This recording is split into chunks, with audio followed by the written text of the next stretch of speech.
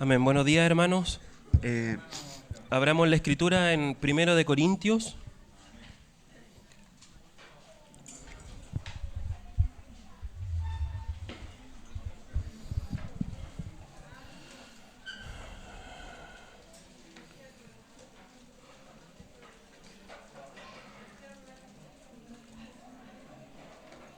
Primera de Corintios, capítulo 1, versículo 17. Amén.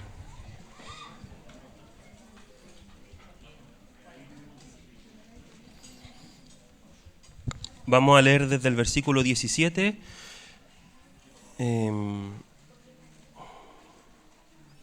hasta el capítulo 2, versículo 5. Dice: Pues no me envió Cristo a bautizar, sino a predicar el evangelio, no con sabiduría de palabras, para que no se haga vana la cruz de Cristo. Porque la palabra de la cruz es locura a los que se pierden, pero a los que se salvan, esto es, a nosotros, es poder de Dios. Pues está escrito: destruiré la sabiduría de los sabios y desecharé el entendimiento de los entendidos. ¿Dónde está el sabio? ¿Dónde está el escriba? ¿Dónde está el disputador de este siglo? ¿No ha enloquecido Dios la sabiduría del mundo?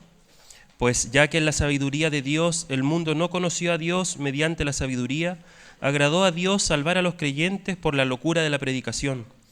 Porque los judíos piden señales y los griegos buscan sabiduría, pero nosotros predicamos a Cristo crucificado. Para los judíos ciertamente tropezadero, y para los gentiles locura. Mas para los llamados, así judíos como griegos, Cristo poder de Dios y sabiduría de Dios. Porque lo insensato de Dios es más sabio que los hombres, y lo débil de Dios es más fuerte que los hombres.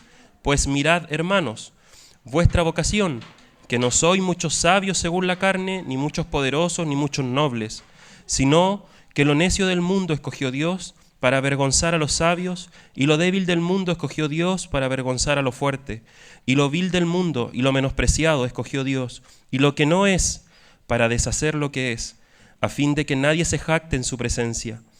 Mas por él estáis vosotros en Cristo Jesús, el cual nos ha sido hecho por Dios sabiduría, justificación, santificación y redención, para que, como está escrito, el que se gloríe, gloríese en el Señor. Así que, hermanos, cuando fui a vosotros para anunciaros el testimonio de Dios, no fui con excelencia de palabras o de sabidurías, pues me propuse no saber entre vosotros cosa alguna, sino a Cristo y a este crucificado. Y estuve entre vosotros con debilidad y mucho temor y temblor, y ni mi palabra ni mi predicación fue con palabras persuasivas de humana sabiduría, sino con demostración del Espíritu y de poder, para que vuestra fe no esté fundada en la sabiduría de los hombres, sino en el poder de Dios. Amén. Padre, nos encomendamos a ti una mañana más para estar a tus pies, para recibir tu palabra, Señor. Nosotros también en esta mañana oramos al Espíritu Santo, no nos olvidamos de Él, porque Él trae consuelo, Él trae palabras a nuestro corazón. Nosotros oramos y le damos total libertad. Nos inclinamos ante Dios en esta mañana para recibir tu palabra de manera clara, de manera sencilla, pero de manera muy profunda en nuestros corazones. Señor, que tu Espíritu Santo obre en nuestros corazones. Amén. Amén, hermano. Bueno, en verdad esta palabra, hermanos, yo la compartí con los hermanos del sector como hace 2 semanas atrás y más bien fue como bastante sencillo, pero uno después va como perfeccionando la palabra. Entonces creo que sentí en el corazón que es una palabra que debe ser también compartida a la iglesia. Hay varias cosas que hablar de Corinto o de los hermanos en Corinto antes de centrarnos en lo que leímos. Solamente quisiera contar algunas cosas como a modo de contexto, porque si no entendemos bien el contexto, no podemos entender bien o no le tomamos el real peso a las palabras que el apóstol Pablo está diciendo.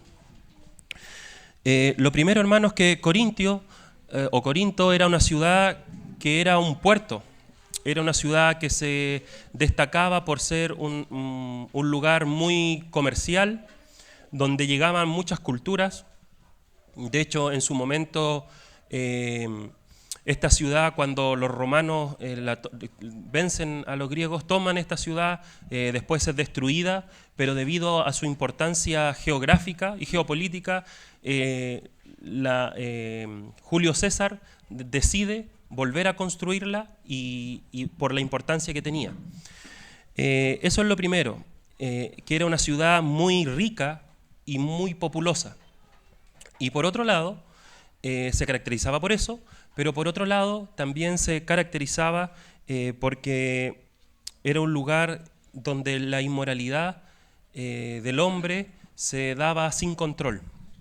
Entonces, al ser un lugar muy concurrido por ser un puerto, por ser un lugar muy estratégico en cuanto a la economía, llegaba gente de todas las naciones. Entonces, y además, como estaban los romanos, se dice que los romanos conquistaron Grecia, pero nunca lograron conquistar la mente, o sea que fueron romanos con mente y con sabiduría de los griegos, porque los romanos siempre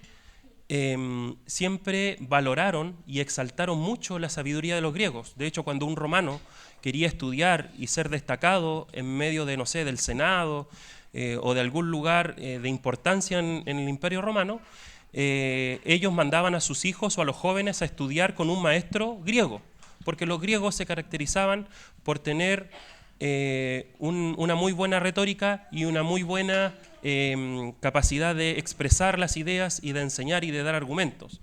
De hecho, se dice que los griegos eran capaces, ellos se esforzaban y estudiaban tanto el tema de la retórica, de los argumentos, que ellos eran capaces de convencer a la gente de que algo bueno era malo. Y bueno, y ahí en ese tiempo se generó un concepto que se le decían que se le llamaban como los corintiaes, pero era como decirle a una persona, ahí viene un corinto, refiriéndose que era una persona inmoral, ya que era una persona que no sé, que podía tener muchas mujeres, que era alcohólico, se caracterizaba mucho esa ciudad por el alcohol. Entonces esto de los corintios ya era como entre comillas, como un sobrenombre, como un apodo que se le podía poner a cualquier persona de cualquier lugar.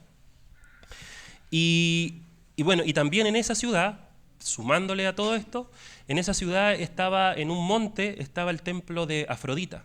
Y la Afrodita es la diosa del amor. Y era tal la corrupción, tal la inmoralidad de este pueblo, es que en ese templo se dice que habitaban ahí más o menos 100 prostitutas sagradas.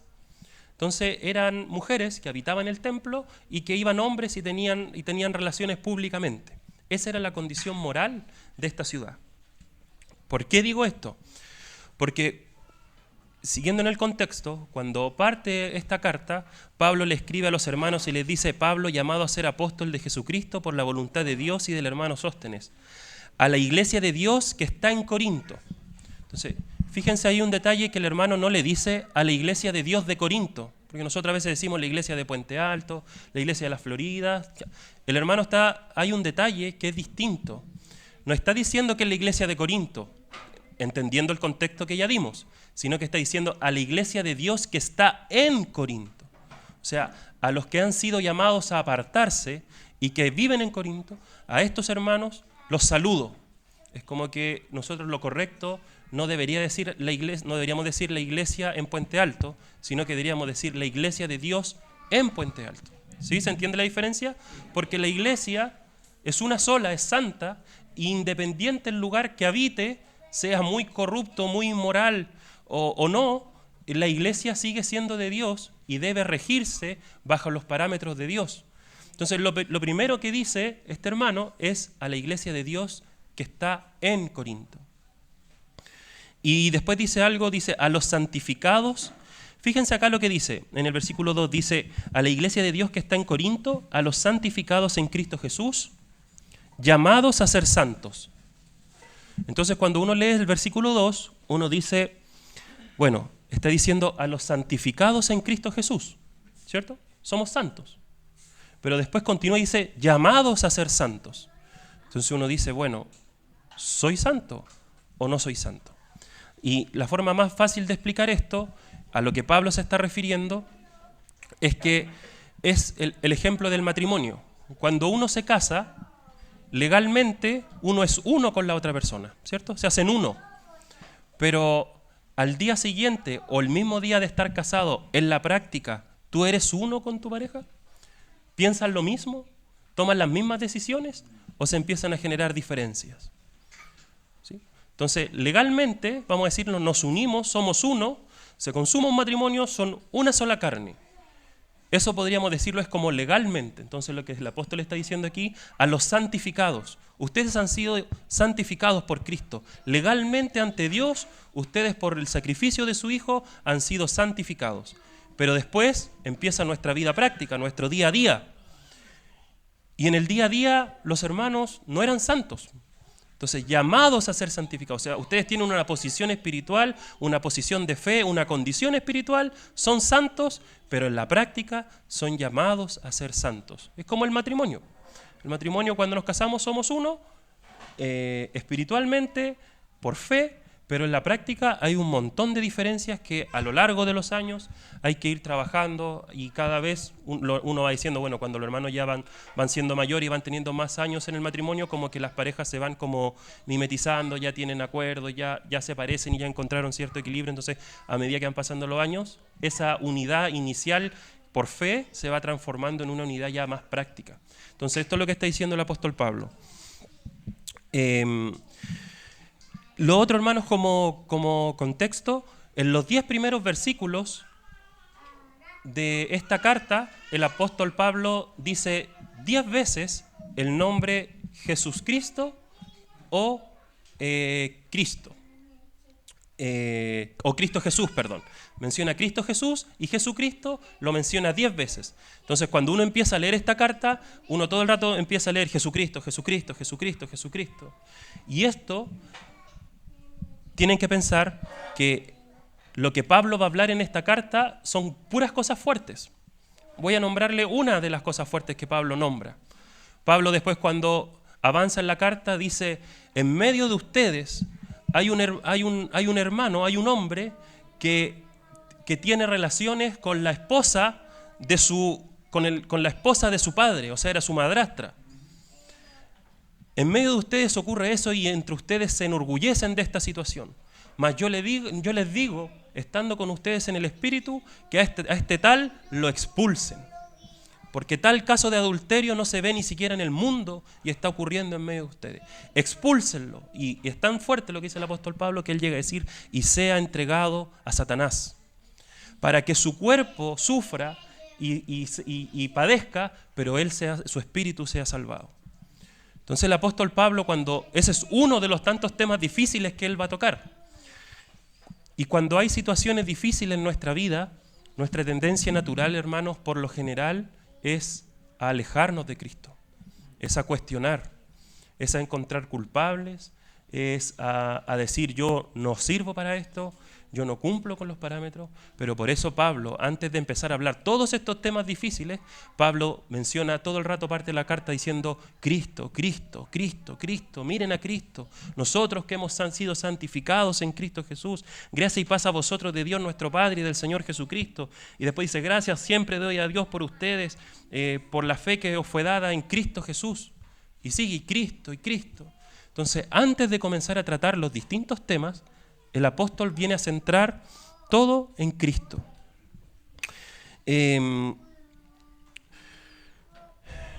Entonces, hermanos, ahora sí, vamos a lo que habíamos leído en el versículo 17, recordando que Corinto, la ciudad de Corinto, era sinónimo de riquezas, de lujos, pero también de borrachera, de libertinaje, de degradación. Ese era el contexto en que el apóstol Pablo estaba escribiendo. Bueno, y muy brevemente, antes de esto, recuerden, es muy conocido cuando Pablo dice, bueno, me han contado los de la casa de Cloé que hay entre ustedes divisiones, algunos dicen que son de Pablo, otros que son de Cefas, otros que son de Apolos y otros más espirituales que dicen que son de Cristo. Entonces el apóstol Pablo los corrige y les dice, eso no está bien. Ustedes no son de ninguno de esos, ni siquiera de los que decían somos de Cristo, sino que todos ustedes se pertenecen los unos a los otros. Y ahí, ¿y por qué ocurría esto? Por algo que ya les comenté. Como los griegos, esta ciudad estaba tan influenciada por la retórica, por la capacidad de hablar, de convencer, los hermanos empezaron a tomar preferencias porque los hermanos decían, a mí me gusta más cómo predica Pablo. Pablo es más directo, Pablo es más claro, tal vez Pablo da más ejemplos del Antiguo Testamento y de todo lo que tiene la descendencia y las tradiciones judías. No, a mí me gusta más Pedro, porque Pedro es más sencillo, va directo al grano, y otros no, a mí me gusta más Apolos. Y así los hermanos empezaron a decir quién les gustaba más. ¿Y por qué? Porque era una ciudad altamente influenciada por los griegos. Y los griegos, para los griegos, su droga era la sabiduría. Ellos se jactaban de la sabiduría, era su orgullo. Y bueno, y hay un montón de filósofos griegos que en verdad algunos han aportado mucho a la historia de la humanidad, pero también muchos otros han hablado muchas cosas en contra de Dios. Y por eso, cuando vamos ahora sí al versículo 17, el apóstol Pablo dice, pues no me envió Cristo a bautizar, sino a predicar el evangelio. No, por eso dice, no con sabiduría de palabras. Yo no estoy en eso, no con sabiduría de palabras, para que no se haga vana la cruz de Cristo. O sea, ¿qué es lo que está diciendo? Si yo le agrego cosas, si yo le tengo que agregar cosas a la predicación de la cruz de Cristo, ¿por qué le agrego cosas? ¿O por qué intento agregarle cosas? ¿Por qué yo haría eso? Porque pienso que carece de cosas. Y pienso que la cruz de Cristo, la predicación de la cruz de Cristo, no es suficiente en sí misma. Entonces, para convencer a otras personas de recibir, de creer al Señor y de aceptarlo como su Salvador, yo tengo que adornar la palabra, tengo que adornar el Evangelio y paralelamente, hermanos, vayan haciendo el ejercicio de llevar esto a estos tiempos. Que se creía que se tenía que adornar la palabra, sumarle otra sabiduría para entregar el mensaje de salvación. Y en el libro de Hechos, en el capítulo 17 y 18, el apóstol Pedro cuenta cuando él llega a Atenas. Porque antes de viajar a Corinto, él llega a Atenas y dice que en Atenas él se juntó con filósofos y que él se levantó y dio una explicación y él intentó ocupar, Pablo era un hombre muy sabio, él ocupó sabiduría humana, habló cosas elevadas, predicando el evangelio, pero Pablo no le fue bien en Atenas. No obtuvo ningún resultado positivo en Atenas. Y después de Atenas, Pablo se va a la ciudad de Corinto. Y ahí dice, y yo estuve en medio de ustedes, pero sin ninguna excelencia de palabras. O sea, ya eso no suma ni resta. Pablo lo había experimentado. Porque la palabra de la cruz es locura para los que se pierden, pero a los que se salvan, esto es a nosotros, es poder de Dios. Hermanos, cuando nosotros fuimos salvos, ¿a alguno de nosotros nos impresionó la sabiduría que había en medio nuestro? De hecho, a veces nosotros, los hermanos, compartimos, nos echamos talla entre nosotros, nos reímos un poco porque de repente tiramos unas conjugaciones verbales súper malas, nada que ver. Nos hemos cubrido y empezamos a decir palabras que son como inventadas. Entonces, nosotros no nos caracterizamos por ser personas muy sabias ni muy entendidas, y se nota rápidamente. Y cuando nosotros conocimos al Señor, no es una cosa que se destacaba en el grupo al que llegábamos para recibirlo, ¿cierto? ¿Qué fue lo que nos convenció? ¿Qué había en este lugar que no encontramos en otro lugar? El amor. Por ejemplo, el amor. Tal vez algún hermano tiene un testimonio de que en algún momento él llegó a un lugar, hicieron un llamado, él pasó y recibió al Señor y experimentó el poder de Dios. Todos, de alguna u otra manera, en algún momento de nuestra vida, hemos experimentado el poder de Dios. Entonces todos nosotros tenemos una experiencia con el Señor. Y por más que viniera un filósofo aquí a contradecirnos y nosotros no tuviésemos argumentos para defender nuestra fe, lo que hemos vivido, va a sonar como un eslogan, pero lo que hemos vivido, nadie lo puede quitar, porque lo hemos experimentado, ¿cierto? Entonces el apóstol Pablo está diciendo, es locura para los que se pierden, pero para nosotros es poder de Dios. Y aquí está citando el libro de Isaías, dice, pues escrito está, el Señor dice, destruiré la sabiduría de los sabios y desecharé el entendimiento de los entendidos. ¿Dónde está el sabio? Está diciendo, ¿dónde están los sabios aquí en Grecia, aquí en Corinto? ¿Dónde están los sabios? ¿Dónde están los escribas? ¿Dónde está, cuando dice el disputador de este siglo, se refiere a dónde están las personas que debaten, que presentan argumentos? ¿Dónde están? ¿No ha enloquecido Dios la sabiduría del mundo? Pues ya que en la sabiduría de Dios, el mundo no conoció a Dios mediante la sabiduría. Agradó a Dios salvar a los creyentes por la locura de la predicación. Consulta, si Dios hubiese decidido salvarnos a través de la sabiduría, ¿cuántos de nosotros estaríamos aquí? Aparte del Bruno. Nadie, o muy pocos, ¿sí? Muy pocos. Me refiero a que si hubiese planteado un mensaje complicado, un mensaje difícil de entender, un mensaje que solamente lo hubiesen podido entender los filósofos y los sabios, nosotros hubiésemos leído, no hubiésemos entendido nada. Pero, por ejemplo, cuando se tradujo la escritura al griego, el griego que se utilizó fue el griego más común, más popular. No era un griego elevado, sino que era un griego más común. ¿Y por qué el Espíritu Santo hizo eso con la Escritura? Porque nos enseña de que Él quería que la Escritura la pudiesen entender todos. La Escritura está abierta y está escrita para que todos la entendamos. Entonces, amados hermanos, si fuese por sabiduría, y más adelante dice, para que nadie se jacte. Porque si no fuese por gracia, si no fuese por el poder de Dios y por esta locura, nosotros tendríamos que mirarnos a nosotros mismos, ¿cierto?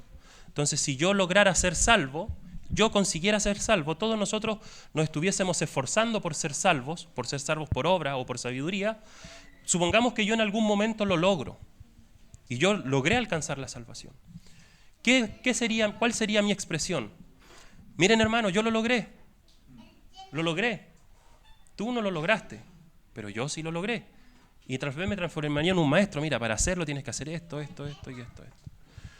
Entonces está diciendo que el mundo no conoció a Dios mediante la sabiduría, sino que agradó a Dios salvar a los creyentes por la locura de la predicación. Porque los judíos piden señales y los griegos buscan sabiduría. Aquí, hermanos, quiero mencionar solo dos cosas. ¿Por qué los judíos y los griegos, para ellos demandaban señales, era locura, o pedían sabiduría? En el caso de los judíos, ellos no podían creer en un hombre que haya sido el Mesías, que haya sido el Salvador, pero que este hombre haya muerto crucificado. No puede ser, para ellos eso es incompatible con lo que ellos conocen. Porque en Deuteronomio la Escritura dice, maldito todo aquel que es colgado en un madero. Entonces ellos dicen, si va a venir el Salvador, si va a venir el Mesías, si va a venir al que esperamos por tanto tiempo, no pudo haber sido Jesús, porque Él murió como un maldito en un madero. Entonces lo que ustedes predican, esta predicación de Jesucristo, es falsa. No puede ser. Ese es el primero. Y el segundo, ellos querían señales. ¿Se acuerdan que la Escritura habla de Teudas? Y decía que él se levantó y que muchos lo siguieron como un Mesías. Y él va, y muchas familias lo siguieron, y él hizo bajar a muchas personas, los hizo bajar al río Jordán, y él dijo que iba a abrir el río Jordán. Y a él sí lo siguieron muchos. Pero sabemos que no pasó nada.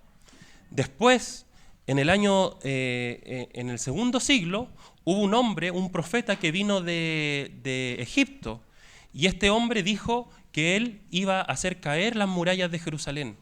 A ese hombre lo siguieron más de 30.000 personas. ¿Por qué? Porque los judíos buscaban que el Mesías viniera a hacer prodigios, pero prodigios en cuanto a fortalecer la nación de Israel como nación, como una guerra. Entonces para ellos es imposible, por eso dice, ellos demandan señales, porque ellos están esperando hasta el día de hoy que aparezca un hombre que tenga el poder suficiente para asombrarlos, no como lo hizo el Señor Jesucristo. Ellos no quieren a un cordero manso y humilde, ellos no quieren a un cordero, a un hombre que fue crucificado en un madero, ellos buscan a un guerrero, ellos buscan a un hombre que le haga señales y prodigios para que levante el pueblo de Israel. Entonces para ellos esto es imposible. Y para los griegos, hermanos, para los griegos la principal característica que tenía que tener Dios, según los filósofos griegos, es que Dios tenía que ser apático. Dios no puede conmoverse con su pueblo. Porque si Dios se conmueve con su pueblo, significa que si pasa algo bueno o algo malo, a este Dios le afecta, ¿sí? Se conmueve por lo bueno o por lo malo. Y no puede ser que un Dios todopoderoso, soberano, inmortal, se afecte por cosas terrenales. Entonces, es imposible que este Dios que se predicaba fuese recibido por ellos. ¿Cómo un Dios se va a doler de su pueblo? ¿Cómo un Dios se va a compadecer? Eso no es un Dios, eso es debilidad humana. Pero recuerdan ustedes cuando el Señor se para en un monte y mira a la gente y dice, ellos son como ovejas sin pastor. Y cuando el Señor se dio cuenta que eran como ovejas sin pastor, ¿qué ocurrió? ¿Recuerdan qué pasó? ¿Alguien se acuerda? Jesús lloró. ¿Cómo Dios podía llorar? No les calza a los griegos, eso es debilidad. Dios no puede ser empático. Pero nosotros, hermanos, sabemos que si hay alguien que es lleno de empatía, lleno de misericordia, lleno de gracia, es nuestro Dios. Por eso hemos creído en una locura. Hemos creído en una locura.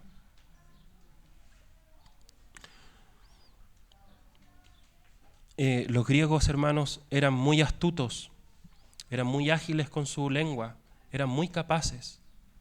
Ocurrían cosas similares a las que ocurren hoy día. Ellos se caracterizaban por exponer ideas y defender. O sea, si tú lograbas tener un abogado que era griego o era formado en una escuela griega, tú tenías un juicio prácticamente asegurado. Y con la gente rica, de los griegos, de los romanos, que se llamaban los optimates, que eran los ricos, los senadores poderosos que tenían las riquezas de Roma, ellos lo primero que hacían cuando tenían un debate, fuesen culpables o no, generalmente eran culpables de asesinatos, de violaciones, de un montón de crímenes terribles, pero lograban contratar a alguien enseñado en la escuela griega y además de pagarle, además de coimear al juez, ellos se encargaban de tener un abogado que pudiese defender lo indefendible. Entonces los hermanos de Corinto, muchos de ellos empezaron a caer en esta lógica de valorar tanto la sabiduría humana, la capacidad de hablar, de exponer una idea. Pero Pablo viene aquí y les viene a decir algo totalmente distinto. Nosotros no hemos sido salvos por sabiduría, nosotros hemos sido salvos por la locura de la predicación. Entonces, hermano, imagínense cuando un griego, un filósofo griego, miraba a un hermano, a un Esteban, por ejemplo, a un Esteban siendo apedreado y diciendo, veo los cielos abiertos y al Hijo del Hombre sentado a la diestra de Dios. Ellos deberían imaginar y decir qué figura el predicador cristiano para ellos era un ignorante. ¿Cierto? ¿Cuántas veces hemos escuchado gente que dice, bueno, los evangélicos son puros ignorantes? ¿Sí? Los hermanos de la iglesia son puros ignorantes, siguen repitiendo las mismas cosas que hace 30 años. Miren que el matrimonio es para toda la vida, pero si eso ya no. ¿Cómo enseñan eso? Los hermanos de la iglesia no entienden que las cosas cambiaron. Entonces cuando un griego miraba a un cristiano predicando, era tan tosco, era tan bruto, era tan poca cosa, tan menospreciado, que de hecho había un filósofo griego que se llamaba Celso, y él se paraba en las calles y decía: este lugar, la iglesia, es puerta del diablo, porque aquí vienen los zapateros, aquí vienen los pobres, los esclavos, los ignorantes, aquí vienen los que no tienen sabiduría. En este lugar vienen los que se tienen que convencer de algo. Esa era la postura de los griegos, el menosprecio que sufrían los hermanos. Entonces muchos hermanos, en vez de aferrarse a la cruz de Cristo, empezaron a adoptar ideas de sabiduría para empezar a nivelarse. Para que el mundo dijera: oye, en verdad aquí no son todos tan poca cosa. Y un paréntesis, hermano, paréntesis. A veces nosotros decimos, se levanta como una expresión nuestra, así como: no, si aquí somos todos pobres y somos todos incultos, pero suena un poco tal vez de repente como una expresión de defensa social, ¿sí?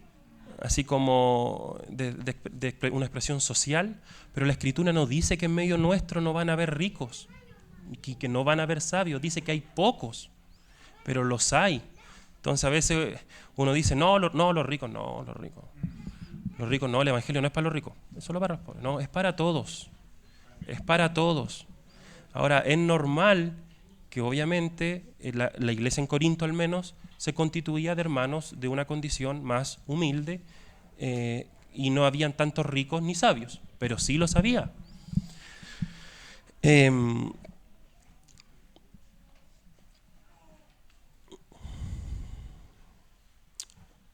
El otro día, hermano, disculpen, pero escuchaba un hermano en internet, al hermano Marcos Vidal, y el hermano Marcos Vidal, antes de compartir la predicación, el hermano les preguntaba y le decía a los hermanos: ¿por qué digo esto? Hermanos, recitemos los 12 discípulos. Entonces los hermanos partían: Pedro, Juan, Marco, y ahí ya. Y el hermano después decía: bueno, ahora recitemos la oncena titular de la selección española. Se la sabían los hermanos al revés y al derecho. Después el hermano decía: recitemos los personajes de la novela. Se la sabían todo al revés y al derecho. Y el hermano decía: ¿se dan cuenta? Nosotros sabemos muchas cosas, somos muy buenos para memorizar, pero ni siquiera nos hemos podido aprender el nombre de los 12 discípulos. Y uno empieza así como: Simeón parece, Judas, y ya dudas, se sabe 3 y 4. ¿Y por qué digo esto, hermanos? Porque nosotros podemos ser ignorantes en muchas cosas. En muchas cosas. Nosotros podemos ser malos para expresarnos, nosotros podemos ser malos en lenguaje, podemos saber poco de historia, nosotros podemos saber poco de política, de geopolítica, podemos saber poco de guerras mundiales, de historia, de personajes históricos, de política. Pero hay algo, hermanos, de lo cual no podemos ser ignorantes. Podemos ser ignorantes en todo, menos en la palabra del Señor.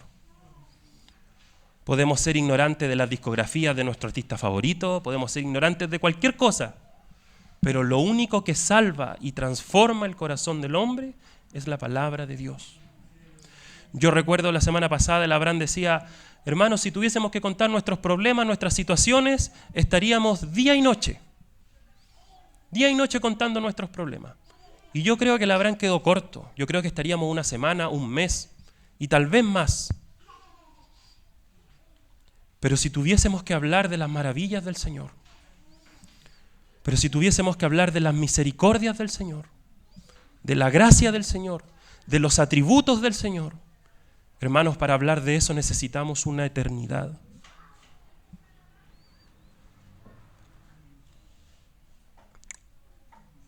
Necesitamos conocer a Cristo. Necesitamos entender que si alguien nos dice que somos ignorantes, no importa. Yo puedo ser ignorante en cualquier cosa. pero menos en la palabra de Dios. Y si soy menospreciado por ser cristiano y por conocer la palabra de Dios exclusivamente, que así sea. Por eso Pablo dice, yo no he venido ante ustedes con sabiduría humana. No busco sabiduría humana, porque sumarle sabiduría humana es hacer vana la cruz de Cristo. Cristo y solo Cristo. Fíjense lo que dice, porque lo insensato de Dios es más sabio que lo de los hombres y lo débil de Dios es más fuerte que lo de los hombres. Pues mirad, hermanos, vuestra vocación, que no sois muchos sabios según la carne, ni muchos poderosos, ni muchos nobles. No dice que no los hay, pero sí está diciendo que hay poquitos. Sino que lo necio del mundo escogió Dios para avergonzar a los sabios. Y lo débil del mundo escogió Dios para avergonzar a los fuertes. Mire, con respecto a esto, anoté una cita del filósofo Celso, el segundo siglo después de Cristo. Él decía esto: Dios es bueno, hermoso y feliz, y es por ello que de bueno a malo, de hermoso a feo y de feliz a desgraciado, de lo mejor a lo peor, ¿quién escogería ese camino? Porque a lo mortal le es natural cambiar o cambiarse, pero a lo inmortal, el permanecer inalterable eternamente, Dios no podría aceptar tal cambio. O sea, no puede ser que Dios, siendo un ser inmortal, haya escogido voluntariamente despojarse de su gloria. Lo que él está diciendo, este filósofo está diciendo, ¿qué ser racional hace eso? La razón nos dice que si tú tienes una gloria, que si tú eres eterno, que si a ti te adoran ángeles y serafines, si los ancianos postran sus coronas delante de ti, la lógica te dice que tu condición deberías elegir que tu condición sea inalterable. ¿Sí? ¿Cuántos de nosotros hemos dicho, yo estoy bien aquí? ¿Para qué nos vamos a mover de aquí? En cualquier cosa, quedémonos aquí. Porque si tú estás bien, buscas quedarte. Pero nuestro Dios se despojó. ¿Sí?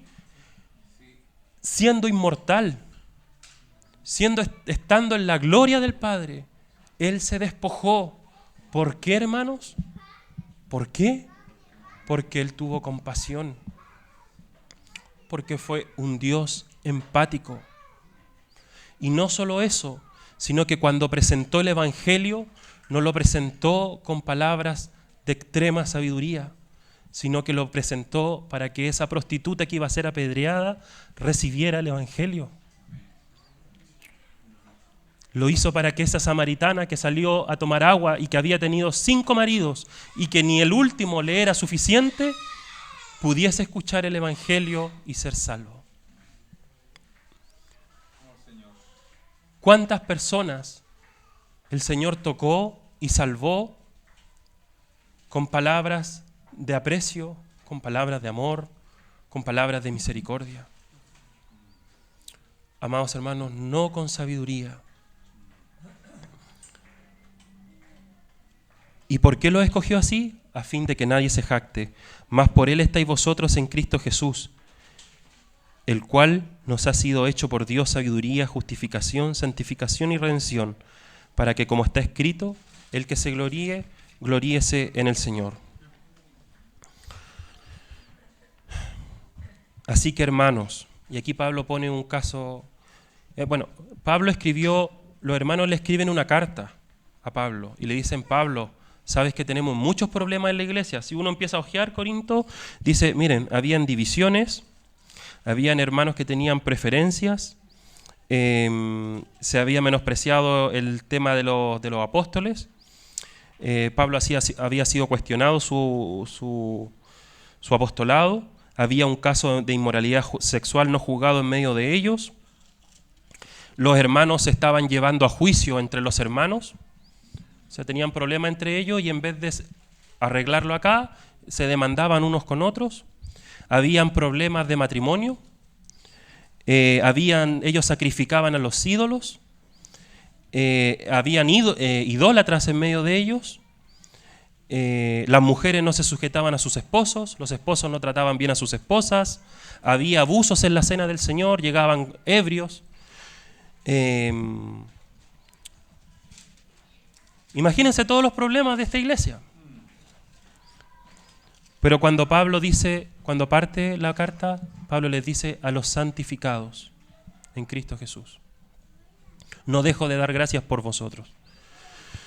Pero cuando Pablo llega acá, entonces los hermanos en un momento le escribieron una carta a Pablo y Pablo responde: ustedes me preguntaron tal cosa, yo les digo tal cosa. Y también en un momento Pablo escribió una carta y parece que esa carta no se sabe si logró llegar o no a los hermanos, y se dice que esa carta que Pablo intentó enviarle a los hermanos está mezclada con la segunda carta de Corinto, entonces que de repente hay algunos pedazos de la otra carta. ¿Por qué digo esto?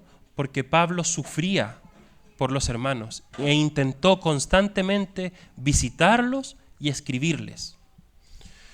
Y aquí dice: así que, hermanos, cuando fui a vosotros para anunciaros el testimonio de Dios, no fui con excelencias de palabras ni de sabiduría, pues me propuse no saber entre vosotros cosa alguna,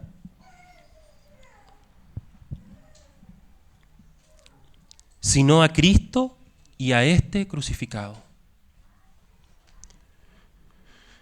Y estuve entre vosotros con debilidad, con mucho temor y con mucho temblor, y ni mi palabra ni mi predicación fue con palabras persuasivas de humana sabiduría, sino que demostración del Espíritu y de poder, para que vuestra fe no sea fundada en la sabiduría de los hombres, sino en el poder de Dios. Amén. Hermanos, ¿cuál fue el lema del retiro de Rocacura? ¿Por qué quiero compartir esto? Porque el lema del retiro fue: Cristo en nosotros, la esperanza de gloria. Fíjense. Cristo y solo Cristo en nosotros, la esperanza de gloria. No hay nada que nosotros podamos añadir a esta esperanza. Solo Cristo en nuestra esperanza. Amén. Solo Cristo en nuestra esperanza. Eso es lo que está diciendo la Escritura. Y esto es lo que está diciendo el apóstol Pablo a los Corintios. No voy con sabiduría, sino que no le añado nada a la cruz de Cristo para que no sea vana. Yo predico a Cristo y a Cristo crucificado. Entonces nuestra esperanza de gloria es Cristo, Cristo y solo Cristo. Entonces alguien podría decir: ya, hermano, pero tú estás predicando solo la gracia, solo una parte, solo una cara de la moneda. Entonces nosotros tenemos un fundamento que es Cristo, que hemos sido puestos en este fundamento, por decirlo, el cimiento, y ahora la Escritura dice que nosotros tenemos que construir, ¿cierto? Y que cada uno tiene que ver cómo va a construir y qué materiales va a utilizar para construir, ¿cierto? Entonces alguien podría decir: sí, hermano, tú estás hablando que la primera parte es gracia, pero después para arriba es responsabilidad. Sí, efectivamente, hermano, cada uno de nosotros en nuestra vida es responsable de ver cómo edifica y con qué edifica, y un día tendremos que decirle al Señor por qué lo hicimos de esa forma. Pero aún la sobreedificación, por decirlo de alguna forma, es por gracia. Porque cuando Timoteo se esfuerza, él se esfuerza en la gracia. Entonces nuestra base, nuestro cimiento es Cristo, es gracia, pero todo lo que logremos construir, hermanos, que también sea por la gracia de Dios. ¿Sí? Entonces, hermanos, recuerden, podemos ser ignorantes en cualquier cosa, pero no en la palabra. ¿Sí? Estamos en tiempos muy, muy peligrosos. Y eso yo sé que muchos lo escuchan muchas veces, pero ¿saben qué, hermano? Hoy día muchas iglesias cristianas, más que cristianos, hijos de Dios, parecen hippies. ¿Sí? Este es el lugar donde debería existir el mayor amor en el mundo. No hay otro lugar donde debería existir una mayor expresión de amor que en la iglesia. ¿Sí? No hay otro lugar. No hay otro lugar en el mundo donde debiera existir más paz que en la iglesia. Pero cuidado, nosotros somos creyentes, somos hijos de Dios, estamos en la iglesia y debemos saber cómo conducirnos en la iglesia. Entonces, por eso yo digo, no somos hippies, no todo es amor y paz, ¿sí? No todo es amor. No, aquí todo se permite. No, el Dios que yo conozco es un Dios de amor. No, Él es lleno de misericordia, lleno de gracia. Todo se permite. Vean la carta de los Corintios. Vean las cartas del Nuevo Testamento. Cómo el apóstol Pablo está siendo duro con los hermanos. Le está diciendo, hermanos, limpien, santifíquense, perfecciónense, expulsen a tales. No comáis con borrachos, con homosexuales. No comáis. Y uno dice, ¿pero cómo? ¿Y el amor? ¿Dónde está el amor? Y el apóstol Pablo dice, no le estoy hablando de la gente del mundo, porque si no tuviesen que comer con borrachos, con homosexuales, con adúlteros, ustedes tendrían que salir del mundo. Es imposible no compartir con ellos porque ustedes están en el mundo. Mas yo le hablo de los que están en medio de ustedes. Recuerden, Dios es santo, santo, santo. Y Él quiere que su iglesia se purifique, se limpie, se perfeccione, se atavíe, se prepare. Entonces, hermanos, cuando pensaba esto se me venía esto a la cabeza. No somos hippies. Somos hijos de Dios y somos llamados a vivir según su palabra. Y por más que pasen los años y por más que cambien las modas y nosotros vayamos quedando como anticuados, pero ¿cómo un joven de 30 años, de 25 años está diciendo que él quiere guardarse para su esposa y casarse con ella para toda su vida? ¿Cómo? Eso ya pasó. Hay que probar. Y se empiezan a meter un montón, hermanos, de argumentos psicológicos buenos que nos convencen de humana sabiduría y empezamos a decir un montón de cosas que vienen de no sé de dónde. Pero hermanos, por muy contradictorio que parezca, somos llamados a obedecer la Escritura. Somos llamados a obedecer la palabra. No, hermano, es que esa hoja de ahí hay que sacarla. Pobre del que se le ocurra sumar o quitar algo a lo que está escrito. No, esa ya pasó de moda, hermano. Eso era otro contexto, eran otros tiempos. Estamos en un contexto cultural totalmente distinto. Y así, suavemente, empiezan a existir argumentaciones que nos van haciendo deslizarnos. Hermano, que esta palabra esté muy en alto, en medio nuestro.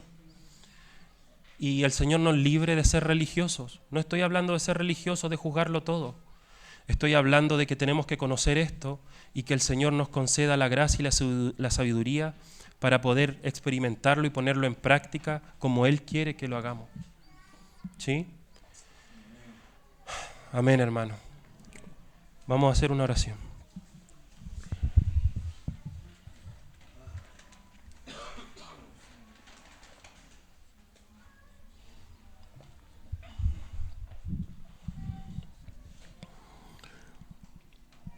Oh Señor. Señor, tú quisiste salvarnos a través de la locura de la predicación. Gracias por esta bendita locura, Señor. Gracias porque los locos hemos creído en esto. Porque en medio nuestro no hay muchos sabios, Señor. Tú nos has salvado de pura gracia, de puro amor. Te doy gracias, Señor, porque eres un Dios empático. Gracias por tu empatía, Señor. Gracias por tu longanimidad. Señor, si nosotros hubiésemos sido discípulos de maestros romanos, maestros griego, Señor, hubiésemos sido desechados hace tanto tiempo, Señor. Hace tanto tiempo que deberíamos ser expulsados de estas paredes, Señor. Pero tú eres un maestro tan misericordioso, tan compasivo, que hasta el día de hoy nos esperas, Señor. Y una y otra vez hablas a nuestro corazón. Y nos caemos y nos vuelves a levantar, Señor. Y nos alejamos y no escuchamos. Y tú nos vas a buscar, Señor. Señor, tú eres el buen pastor. Tú eres el buen pastor, el que da su vida por las ovejas. Los otros pastores, cuando viene el lobo, cuando viene la dificultad, huyen porque trabajan por el dinero. Pero tú eres el buen pastor, que cuando viene el lobo, cuando viene la dificultad, pones tu vida por nosotros para salvarnos. Señor, nosotros hoy día queremos exaltarte. Queremos volver nuestro corazón a ti. Por si nosotros nos hemos confundido, Señor. Si hemos tratado de añadir algo. Si creemos que algún concepto psicológico de humana sabiduría puede complementar tu enseñanza. Oh Señor, perdónanos, Señor. Nosotros hoy día queremos poner en alto el nombre de Cristo. Cristo y solo Cristo. No necesitamos nada más. Nada más tiene valor que tú, Señor. Sé exaltado, entronizado en nuestros corazones, Señor, para que no nos podamos jactar de nada, Señor. ¿De qué nos podríamos jactar en esta mañana? Señor, nuestro gozo, nuestra gloria, nuestra alegría, nuestro contentamiento, nuestra satisfacción, nuestra copa rebosa, solo en ti. Señor, Cristo, Cristo y solo Cristo. Señor, concédenos la gracia de mirarte a ti, concédenos la gracia de alzar nuestros ojos a los montes, concédenos la gracia de ser restaurados una vez más, Señor. Alienta nuestros espíritus, sopla en nuestros espíritus, alienta a los desanimados, Señor, conforta a los enfermos. Oh Señor, en medio nuestro necesitamos que tú te avives, no por placer nuestro, no por ver algo novedoso, sino porque tú eres digno de estar en lo más alto de la iglesia. Tú eres digno de que te reconozcamos como Rey, como Señor, como cabeza, como aquel que nos compró, como amo y Señor nuestro. Señor, entrónate en medio nuestro. Sé exaltado. A ti la gloria, Señor, y solo a ti la gloria. Amén.